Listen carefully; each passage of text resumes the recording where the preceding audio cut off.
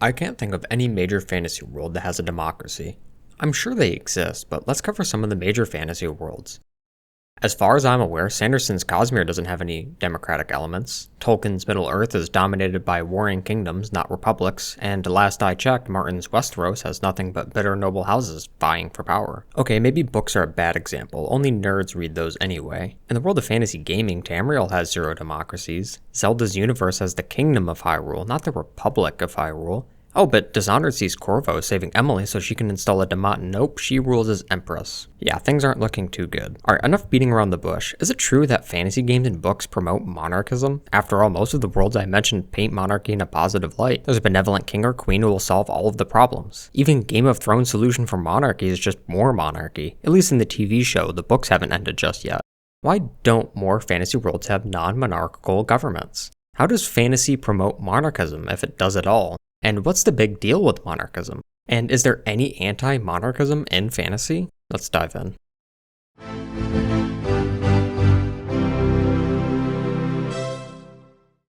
Where have all the democracies gone in fantasy?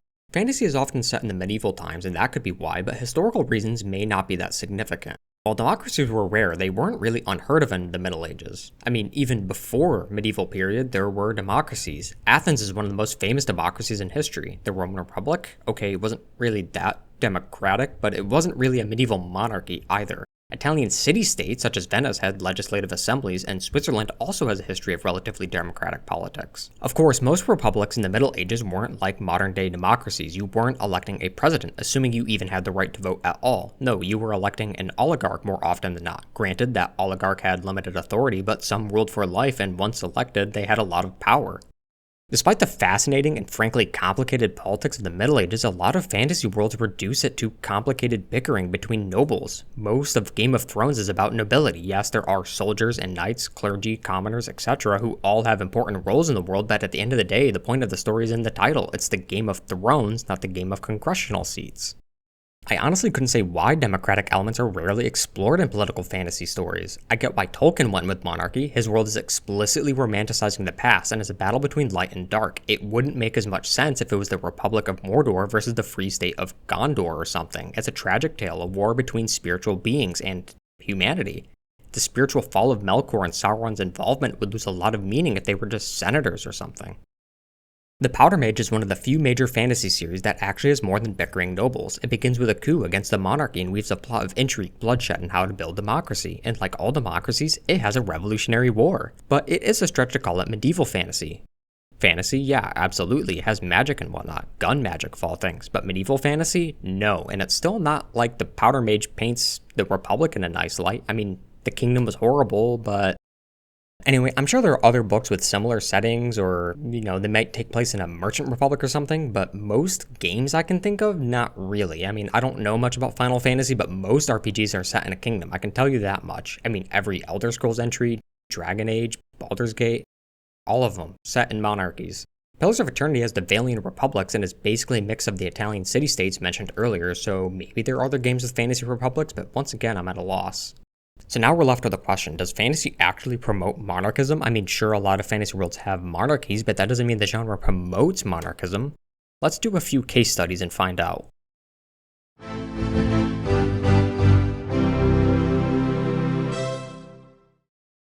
Time to talk about Middle-earth. Does Middle-earth promote monarchism? Galadriel in both the films and the books is portrayed as a good person. But wait, there is lore beyond Lord of the Rings. She was also a rebel and supported Fëanor, later fleeing Aman and rebelling against the Valar. Perhaps she had more personal ambitions? Still, it seems like she had mostly good intentions, which can't be said for other rulers that we'll talk about. Aragorn too is a noble guy. He has a strong sense of right and wrong, fights for what he loves, and accepts the end of his life with grace and dignity. Boromir had to make a heroic sacrifice as penance for giving into the temptation of the ring. I got the feeling that Aragorn had nothing to apologize for in his life. So clearly Tolkien saw kings and queens as noble, honest rulers, right? Well, not quite. You may get the impression from the movies that other than Theoden, and even he gets a second chance, that most kings and nobility are good guys at heart. But the books, and especially the other texts Tolkien wrote, such as the letters and his whole legendarium as a whole, tell a very different story. Some of the Elven Lords are basically the biggest jerks on Middle-earth, even when they aren't under any temptation. They're just too proud. Not proud in a stuck-up, arrogant way, but a sort of I can do this and nobody can stop me sort of way. It's the sort of pride that leads to tragic tales. That rebellion I mentioned? Yeah, they rebelled against the Valar to get revenge against Melkor, the bad guy. It's that kind of pride. And pride, last I checked, is still one of the 7 deadly sins. There's also a letter where Tolkien said that he liked anarchy, but also unconstitutional monarchy? What did he mean by this? In the gaming world, the Kingdom of Hyrule is ruled by usually okay kings unless they're overthrown or influenced by evil. Of course, Zelda is often the wielder of the Triforce of Wisdom and is a noble girl. I mean, come on, there isn't a single bad bone in her body. At the same time, however, there isn't really much to suggest that they're advocating for monarchism. If anything, the fact that some kings get corrupted or overthrown and it requires Link, who is rarely, if ever, nobility to save the world, suggests that the series isn't monarchist at all. Maybe it's even anti-monarchist. I mean, Link is a farmer in Twilight Princess. You don't get lower than farming on the medieval totem pole. Speaking of anti-monarchism, we have Westeros, and if you're familiar with Game of Thrones, I don't have to explain much. I can't think of many decent people in the series at all, but the overwhelming majority of nobility are corrupt, violent, callous, greedy, or just plain mean. That being said, I don't know if I would go as far as to say that Westeros is anti-monarchist. Actually, nothing I mentioned so far is. Most of the fictional worlds brought up so far deal with character, not government. The nobles of Westeros aren't corrupt because they're nobility, they're corrupted because they're human, and we all have shortcomings. In Westeros, it isn't that monarchy is flawed or produces flawed individuals, it's that the desire for power is a flaw of individuals. Sure, a lot of RPGs and D&D campaigns have good kings, and this might suggest a sort of monarchism, but how many people leave a gaming table or put down a book and think, gee, it would be great to have a king running around right now, I can't wait to go back to feudalism? Fantasy books, games, and movies aren't inherently monarchist any more than they are inherently democratic. Let's rewind back to Tolkien. Tolkien himself had personal beliefs about monarchy and strong leadership, but consider the Shire for a second. It's not like the place is run by nobles, there isn't a royal house of the Shire. Even the books don't really describe it as having a strong sense of government and leadership. And even when we are dealing with kings, good and bad, Tolkien's pointing at something else. Aragorn doesn't just become king because he is the descendant of an ancient royal bloodline. It's not that a noble title makes Aragorn king, it's that he has a noble heart. For Tolkien and most authors, it's about the person. But this still doesn't address something. If a lot of good people in fantasy worlds are still kings, barring exceptions like Westeros, then is this some implicit endorsement of monarchism? What about all the bad kings and nobles?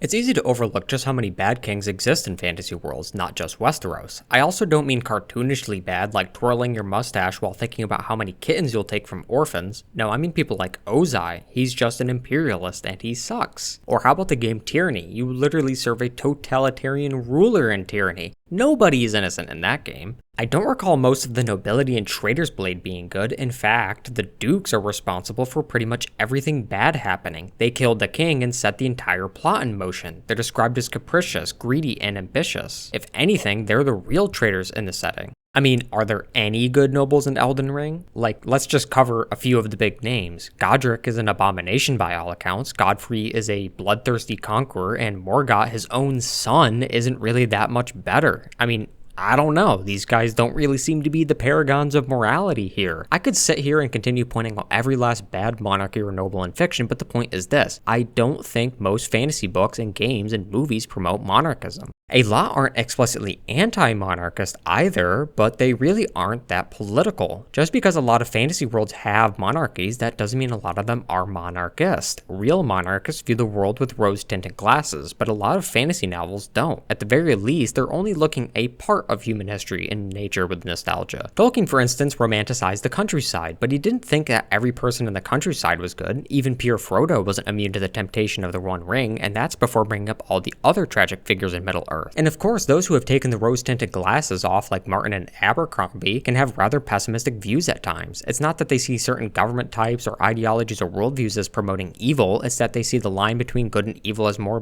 blurred than not. So where does that leave monarchism, fantasy, and the future? I started thinking that maybe fantasy is more monarchist than I thought, but as I dove deeper and reflected on old stuff I've seen and read, I realized that it's more nuanced than one may think. Sure, there are very few democracies in fantasy stories, except maybe urban fantasy, but that isn't really my cup of tea, so I don't know. But despite the fact that there are so many monarchies, I have never walked away from a fantasy story thinking about how great a monarchy would be. I never thought we needed one strong guy at the top to lead us and save us from the evils of the world. I imagine most feel the same way. I don't see fantasy as monarchist any more than I see it as democratic. Every fantasy story has its own message, but don't kill the messenger. Fantasy is a fine genre, even if it sometimes appears like it's romanticizing the Middle Ages.